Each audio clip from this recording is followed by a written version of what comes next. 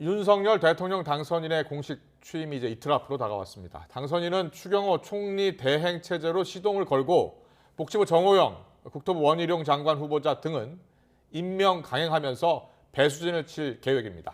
오늘로 예상되었던 차관 발표는 시간이 더 필요해 보이는데요. 취재기자 연결해 자세히 알아보겠습니다. 조은지 기자. 네, 서울 삼청동 인수위원입니다. 네, 앞서 국회 상황도 살펴봤는데요. 한덕수 총리 인준도 가시밭길이 예상이 됩니다. 윤석열 당선인 측이 방침을 세웠다고요?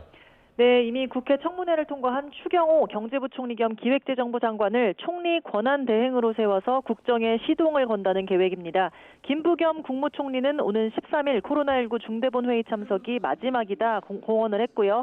새 정부 첫 번째 국무회의가 열리는 17일 이전에 사퇴할 가능성이 커 보입니다.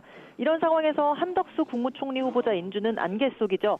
장관과 달리 국무총리는 국회의원 제적 과반 출석에 과반 찬성이라는 엄격한 표결 절차가 있기 때문에 민주당이 조직적인 반대에 나선다면 국무총리 임명 동의안 통과는 요원합니다.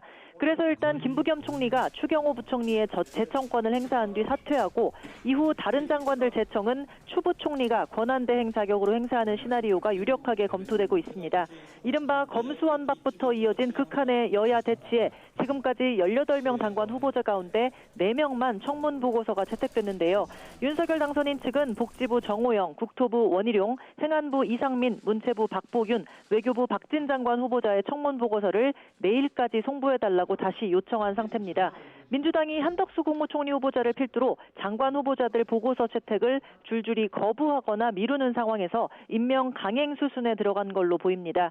이른바 아빠 찬스 의혹이 불거진 정호영 후보자의 경우에도 이해충돌 논란으로 지명 철회 목소리가 작지 않았지만 대치 국면 속에 강행 기류가 힘을 얻고 있습니다. 윤 당선인 측 핵심 관계자는 YTN에 김인철 사회부 총리가 사퇴한 이후 달라진 게 하나라도 있느냐며 민주당이 어깃장 놓듯이 전부 다 안 된다고 하는데 임명해서 정면 돌파할 수밖에 없다고 강조했습니다.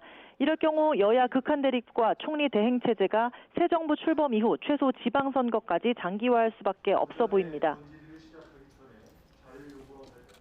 새 정부가 장관 몇 명 없이 반쪽 출범이 예상되는 만큼 차관이 더 주목받고 있습니다. 차관 발표 언제쯤 하나요?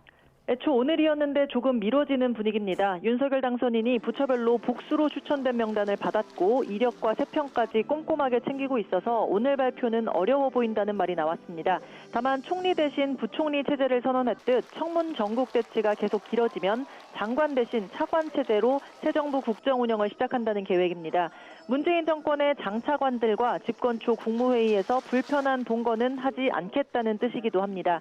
윤석열 당선인 공식 취임까지 이제 이틀입니다. 부처님 오신 날인 오늘 조계사 대웅전을 찾아 봉축 법요식에 참석했습니다. 부처님 가르침을 잘 실천해 국민 마음을 하나로 모으고 따뜻하게 보듬겠다고 했는데요. 축사 주요 내용 들어보시죠. 오늘 부처님 오신 날의 봉축 표어가 다시 희망이 꽃피는 일상으로입니다. 우리가 부처님의 가르침을 잘 실천하고 공동체를 위해 연대와 책임을 다한다면 매일매일이 희망으로 꽃필 것입니다.